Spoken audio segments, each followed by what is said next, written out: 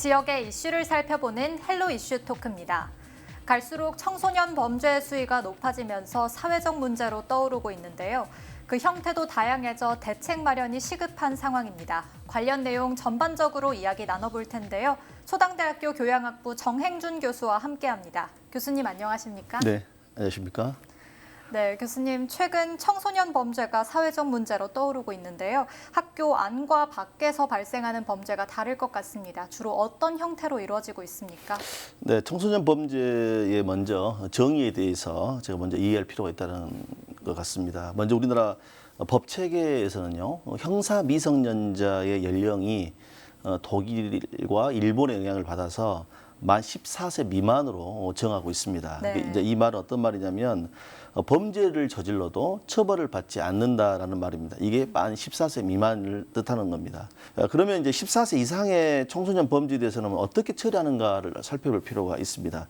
그러니까 우리나라의 경우를 살펴보면 사실 소년법에 의거해서 19세 미만을 우리가 청소년으로 규정을 하고 있는데 14세 이상, 만 14세 이상 그다음에 19세 미만까지는 청소년에 대한 범죄에 대한 처벌이 이루어지고 있습니다. 단 사형이라든지 무기징역형 이것은 불가능하고 유기징역의 경우에도 20년까지만 선고가 가능하게 돼 있습니다. 네. 그리고 또 이제 그 주요 내용들을 보면 뭐 얼마 전에도 교육부의 실태조사 결과가 나왔는데 주로 청소년 범죄 유형들이 보면 이제 학교 안에서 이루어진 학교 폭력을 얘기하는 겁니다. 언어 폭력이라든지 신체 폭력, 뭐 집단 따돌림, 사이버 폭력, 금품 갈취 이런 부분들이 단순히 학교 폭력이라는 선도 차원을 넘어선 경우가 많습니다. 이런 경우는 이제 피해 학생 학부모가 적극적으로 이제 경찰 관서에서 관련 내용들을 신고해서 형사사법 절차가 이루어지고 있는 상황이라고 봐도 과언이 아니겠습니다. 네. 그리고 학교 밖에서 발생하는 또 청소년의 범죄의 경우에는 보통 보면 재산 범죄라든지 폭력, 특히 요즘 뭐 렌터카 관련 이렇게 무미한 운전과 관련된 교통 범죄라든지 또 저작권법 위반 이런 부분들이 학교 밖에서 우리 청소년들이 굉장히 많이 이렇게 그 범죄에 가담하고 있는 것으로 이렇게 보도되고 있습니다. 그러나 이 청소년의 문제를 보면은 청소년이 단독으로 이제 일으키는 문제도 있고요. 또 청소년들이 집단성을 갖고 문제를 일으키는 경우도 있고, 또 청소년이 청소년을 대상으로 하는 범죄 행위도 있고, 또 청소년이 불특정 다수를 대상으로 하는 그 범죄 행위도 많고, 그래서 이게 최근에는 특히 코로나19와 관련해서요. 오프라인뿐만이 아니라 온라인에서까지도 이런 사이버 범죄라든지 따돌림이라든지 이런 부분들이 굉장히 많이 사회적 어떤 이슈를 선점할 수준의 청소년 범죄들이 굉장히 다양화가 되고 있다는 것이 최근에 나타난 우리 청소년 범죄에 관한 유형인 것 같습니다. 네. 학교 안팎에서 벌어지는 범죄 형태들에 대해서 말씀해 주셨는데요. 교수님 이제 또 현행법상 만 14세 이상에 대해서 형사처벌이 된다라고 네. 말씀해 주셨는데 만 14세 미만 청소년 범죄에 대한 처벌은 어떻게 이루어지고 있는지 궁금합니다. 네, 이제 그게 우리 흔히 말하는 촉법소년이라고 하는데요. 굉장히 참 이게 그 말도 많고 탈도 많은 연령입니다. 그래서 네. 이 촉법소년이라고 하는 것은 이제 우리 쉽게 말하자면 만 10세부터 14세까지 해당되는 14세 미만까지를 대상으로 하는 범죄입니다. 그러니까 만 14세 미만은 형사처벌을 다 하지 않는 건 아니고 만 10세에서 만 14세 미만까지는 촉법소년이라고 해가지고 형사처벌이 소위 말해서 낮은 단계로 이루어지고 있죠. 근데 이제 이게 사실 형사처벌이 아니라 사실상 보호처분이거든요. 네. 다시 말하면 사법적으로 이렇게 뭐 교도소라든지 이렇게 해서 일단 형사처벌을 묻는 개념이 아니라 대부분이 보호처분으로 이제 끝나는 부분입니다. 그래서 이제 이 부분이 이제 가장 논란이 되고 있는 것이 바로 이제 이 촉법소년에 해당되는 연령층들이 사회적으로 굉장히 큰 반향을 일으킬 만한 범죄를 저질렀을 때 이제 뭐 우리 앵커님께서 뭐 자주 들어보셨겠습니다만은 나는 뭐 촉법소년이다. 나는 뭐 잡아갈 수 없다. 근데 이제 이러한 부분들이 발생해가지고 굉장히 지금 논란이 있습니다. 네. 그래서 제가 모두도 설명드렸던 것처럼 이 촉법소년, 즉 형사 미성년자의 연령을 낮추는 논의가 굉장히 지금 최근에 활발히 논의되고 있고, 근데 이제 또 이 연령을 낮춤으로써 발생하는 문제들도 반드시 있습니다. 그럼에도 불구하고 지금 청소년들이 지금 범죄가 굉장히 흉악도 또 내지는 사회적 문제를 굉장히 야기시켰다는 측면에서 이 연령 조정이 좀 불가피할 거로 좀 예상이 됩니다. 네. 그런데 이러한 청소년 범죄에 대한 형사처벌에 대한 이 이야기는 이제 두 가지 쟁점인 것 같아요. 청소년을 대상으로 한 형사처벌의 연령을 지금 현행대로 유지할 것인가 아니면 낮출 것인가. 또 하나는 청소년 범죄에 대한 형사처벌의 수위를 현행대로 유지할 것인가 강화할 것인가. 이제 이 부분이 가장 큰 지금 현재 어떤 이슈인 것 같습니다. 현재까지도 이제 형사처벌의 여부 그리고 논의를 두고 계속해서 끊임없는 논란이 되고 있다라고 말씀해 주셨습니다. 네. 그렇다면 이제 전남은 어떤지도 궁금한데요. 전남 지역 청소년 범죄 현황도 들어볼 수 있을까요? 네, 먼저 촉법 소년에 대한 범죄를 먼저 말씀을 드리겠습니다. 아까 말씀드렸던 것처럼 만 10세부터 14세 미만에 해당되는 연령이 학생들이 청소년들이 이제 우리가 흔히 말하는 범죄 행위를 저질렀던 양태를 볼 수 있는데 지난 9월 1일에 우리 경찰청에서 발표를 했는데요. 최근 5년간에 발생한 촉법 소년의 경우에 소위 말해서 학교 폭력이 아니라 학교 안이든 밖이든 이제 형사 사건의 이제 절차가 이렇게 진행되는 사건을 얘기하는 겁니다. 네. 그래서 경찰청 자료에 의하면은 광주의 경우에는 1,289명, 전남의 경우에는 1,281명으로 최근 5년간 촉법 소년에 대한 범죄 현황이 이제 공개가 됐습니다. 그래서 이 광주 지역이나 우리 전남 지역의 경우도 마찬가지지만 매년 그 수가 증가하고 있고 이것은 전국적으로 보더라도 굉장히 증가세가 지금 굉장히 과거에 비해서 높아지고 있는 것은 사실인 것 같습니다. 그런데 여기서 핵심이 이제 범죄 유형입니다. 범죄 유형이 보통 절도라든지 폭력, 뭐 강간, 추행, 방화 등 이것은 광주 전남 지역뿐만이 아니라 전국적인 어떤 촉법 소년에 관한 범죄가 굉장히 우리가 말하는 성인화되고 그러니까 성인 도대체 청소년 계층에서 2층에서 할 수 없는 어떤 성인들을 따르는 모방 범죄 또 굉장히 이게 지능화되고 또 굉장히 흉폭화되고 이제 이런 부분들이 굉장히 이제 문제가 지금 이슈가 되고 있는 것 같아요. 그래서 네. 이런 측면에서 이제 이 청소년 범죄에 대한 이 부분을 앞으로 어떻게 이제 예방하고 또 대처할 것인가에 대한 논의가 여전히 이제 끊임이 없는데 이제 이 형사처벌에 대한 이 부분을 현행 유지 내지는 완화하자는 측면에서는 우리 청소년들에게 좀 더 교화를 할 수 있는 스스로 교정해서 변화할 수 있는 그런 계기들을 소위 말해서 학교 당국이라든지 지역사회에서 관심을 갖고 해야 된다라고 주장을 하시는 것 반면에 이제 이 법조계라든지 좀 더 보수적인 측면에서의 어떤 교육계라든지 이런 부분들에 대해서는 이 형사처벌을 과거 1960년대 제정한 형사미성년자 연령 기준을 대폭 완화해서 이미 지금 이런 청소년 범죄를 굉장히 좀 완고하게 처벌함으로써 이런 유사 범죄가 발생하지 않도록 하는 노력이 굉장히 불가피하지 않느냐 이렇게 주장하시는 분들도 굉장히 많습니다. 네. 또 한 번에 보면 또 소년사범 즉 앞에 제가 말씀드렸던 것은 촉법 소년이고 우리가 흔히 말하는 만 19세 미만의 이 소년사범에 해당되는 형사사건에 대한 그 내용을 또 보더라도 그 증가 속도가 굉장히 소위 말해서 완만하지는 않습니다. 다시 말하자면 청소년과 관련된 범죄의 유형을 보면 재산범죄, 즉 절도, 작물, 사기, 횡령 이런 범죄들이 가장 많이 차지합니다. 그 두 번째 차지하는 비율이 이 강력 흉악범죄로서 살인, 강도, 방화, 성폭력 여기 부분도 뭐 2018년 통계에 의하면 거의 30% 육박을 해요. 네. 그리고 그 밖에도 뭐 공갈, 폭행, 상해, 교통사범, 저작권법 위반이라든지 또 인터넷 사기, 마약, 도박 등 이런 부분들도 청소년 범죄 유형에 적지 않은 퍼센트를 차지하고 있습니다.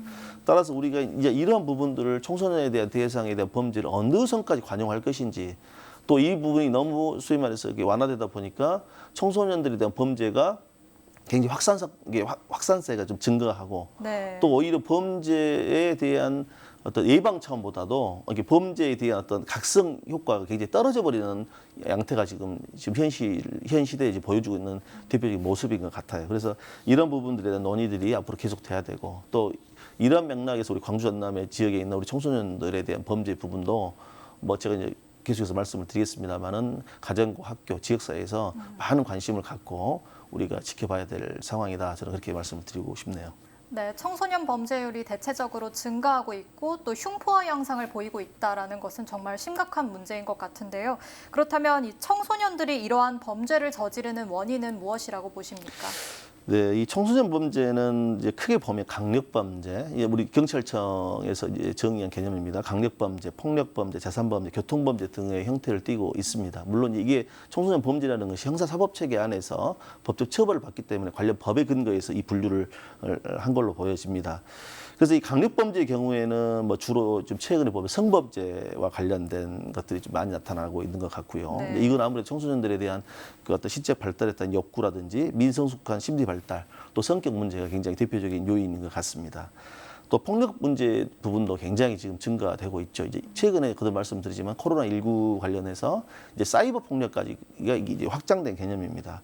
그리고 또 재산 범죄 같은 경우도 굉장히 많고 금품 갈취라든지 이런 것들은 계속 일정한 수준을 유지하고 있습니다. 이러한 청소년 범죄의 원인을 살펴보면요, 첫 번째 가정의 요인입니다. 가정 안에서의 사실은 뭐 제가 교육학자 입장에서 이제 말씀을 드리자면 가정 안에서의 이 청소년 범죄의 원인에 대한 그 첫 번째 요인으로서 가정을 제가 정한 것은 지금 현재 우리 한국 사회에서 특히나 이 가정 환경을 보면 딱 두 가지인 것 같습니다. 자녀에 대한 지나친 관심도 문제고, 즉 과유불급이죠. 그리고 자녀에 대한 지나친 무관심도 문제입니다. 네. 그러니까 지나친 관심과 지나친 무관심이 근간이 되어서 이게 청소년의 일탈을 넘어선 이제 청소년 범죄로 이어진 경우가 상당 부분 많이 있습니다. 그리고 대표적인 것이 부모들의 훈육 문제라든지 또 부부 갈등이라든지 또 결손 가정의 문제라든지 이제 여러 가지 다양한 배경 요인이 가정에서부터 이게 싹트고 있다는 것은 있다고 해도 과언이 아닙니다. 우리 뭐 페스탈로치라는 위대한 교육학자는 그런 말씀하시잖아요. 가정은 도덕상의 학교라는 말을 하는데 그만큼 이 가정 안에서 기초적으로 우리 청소년들이 보호받고 또 사랑받고 해야 되는 이 환경들이 어느 정도의 미스매치가 됨으로써 이 청소년 범죄까지 이어지게 되는 원인들을 제공하고 있다는 것은 이미 학계에서는 뭐 일반화된 사실입니다. 네.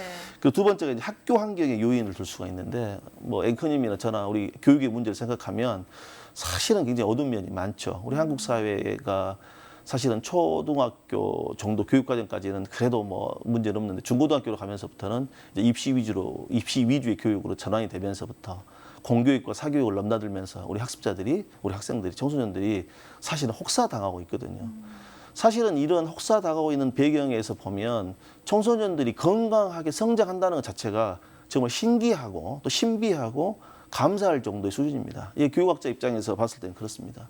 한국의 이런 고질적인 학교의 환경, 특히나 입시 위주의 교육 환경이 우리 청소년들에 대한 일탈을 부추기고 있는 굉장히 큰 근본 원인 중에 하나라고 감히 말씀을 드리고 싶습니다. 네. 그리고 세 번째는 사회적 환경입니다. 지금 현재 이제 코로나19와 관련해서 학교에 등교하는 일수가 적어지고 또 스마트폰에도 보급으로 인해서 언제든지 우리 청소년들에게 물어보면 세상은 어디 있느냐라고 물어보면 눈으로 보는 세상이 아니라 스마트폰 안에 세상을 세상이라고 인식을 하고 있습니다. 그럼 이미 현실화가 됐습니다. 길거리에 가나 어디를 가나 스마트폰이 우리 학생들 손에 눈이 떠 있는 한 소위 말해서 이게 들고 다니고 있는 건 사실이잖아요. 네. 근데 그러다 보니까 이 부정적인 어떤 성인 문화가 직접적으로 이렇게 이 인터넷을 통해서 스마트폰 속 안에서 학생들이 어떤 일정한 통제나 제어를 받지 않는 상태에서 다양한 어떤 유해 환경에 노출돼 버리는 이런 사회적 환경도 큰 이 청소년 범죄의 원인으로 볼 수가 있고 또 네 번째는 이제 법의 악용입니다. 제가 이제 모두에도 설명을 드렸다시피 이 관련 법들이 좀 느슨해지고 하다 보니까 또 학생들이 굉장히 신체적, 정서적, 인지적 굉장히 발달이 굉장히 빠르다 보니까 오히려 이런 부분들 아까 촉법소년의 경우도 말씀을 드렸습니다만은 오히려 형사사법 체계를 갖다가 그냥 농락해 버리는 이런 경우도 사실은 이번 청소년 범죄가 이렇게 좀 증가되고 또 흉폭화되어지는 배경 중에 하나다라고 말씀을 드리고 싶습니다. 네. 이러한 청소년 범죄로 학교 안과 밖, 그러니까 이 지역 사회에 상당한 영향을 미치지 않을까 생각이 드는데요. 어떤 문제들이 발생하게 됩니까? 네. 이 청소년 범죄 특징을 한번 살펴보면요. 최초 가정에서 시작되어서 가정에서의 문제가 학교에서 터지는 경우가 많습니다. 네. 그리고 가정에서도 시작되어서 학교를 넘어서 지역사회까지 확산되는 경우가 있고 또 가정에서 시작되어서 가정 안에서 또 발생하는 문제가 또 있습니다. 또 두 번째는 학교에서 시작이 되어서요. 이게 학교 안에서 터지고 또 학교에서 시작해서 가정과 지역사회로 또 확산되는 경우도 있고 또 이제 학교 밖이라고 하는 밖으로 말할 수 빌 수 있는 지역 사회에서 시작되어서 이게 지역 사회로 문제가 이렇게 증가되는 양상. 또 지역 사회에서 터져서 이게 도리어 가정과 학교에 영향을 미치는 거. 굉장히 이런 부분이 혼재되어 있습니다.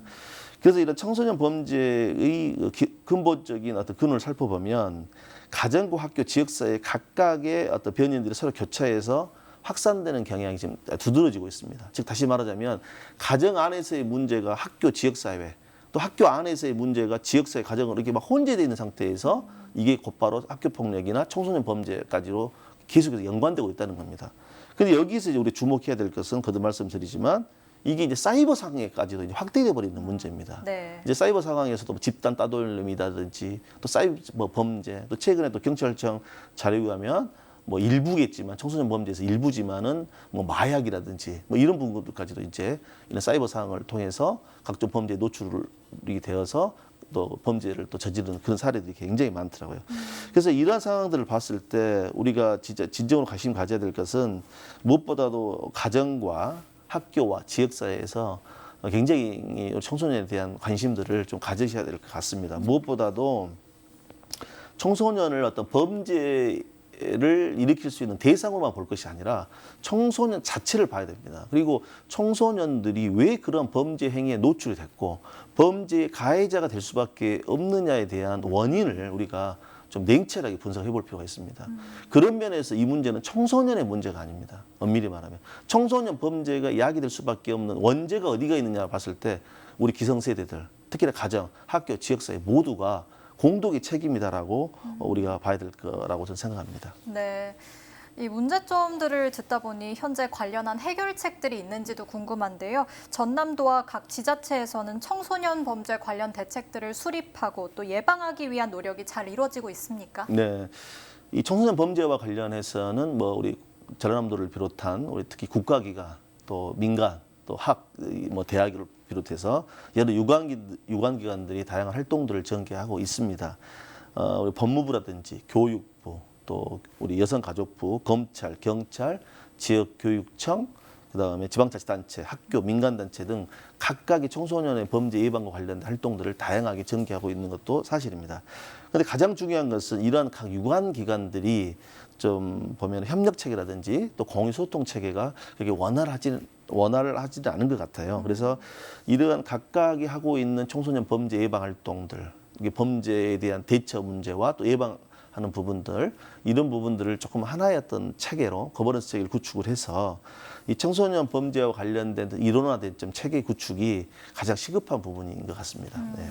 네, 말씀해 주셨듯이 이제 청소년 범죄를 막기 위해서 지역사회 곳곳에서 노력을 하고 있긴 하지만 사실 쉽지는 않아 보입니다.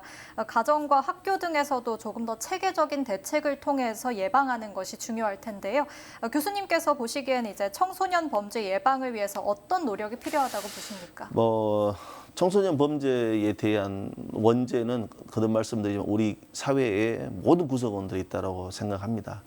그런 측면에서 무엇보다도 가정과 또 학교, 지역사회, 또 더 나아가서 국가가 모두의 우리가 이 부분에 대한 경각심을 가지고 각각의 주체들이 각각의 역할들을 충분히 나가고 또 이런 부분들을 가정과 학교와 지역사회와 국가가 유기적으로 우리 청소년들에 대한 범죄가 왜 발생했고 또 그들이 왜 범죄에 노출될 수밖에 없는가, 그로 인해서 어떤 피해가 있는가들을 면밀히 살펴서 청소년 범죄를 단순히 청소년 자체만 이렇게 책임을 전가하는 이런 시선을 갖다가 다시 한번 좀 과감하게 혁신을 해서 우리가 청소년도 소원도의 대상이기도 하고 또 앞으로 청소년 범죄가 발생했을 때 소원도의 대상이면서 또 동시 처벌의 대상이기도 하지만 공이 중요한 것은 이 청소년은 우리 국가사회의 미래라는 사실입니다. 네. 그리고 청소년 시절의 범죄 부분을 갖다가 정확하게 차단하거나 또 그에 따른 경각심을 주지 않게 된다면 우리 사회의 범죄율은 갈수록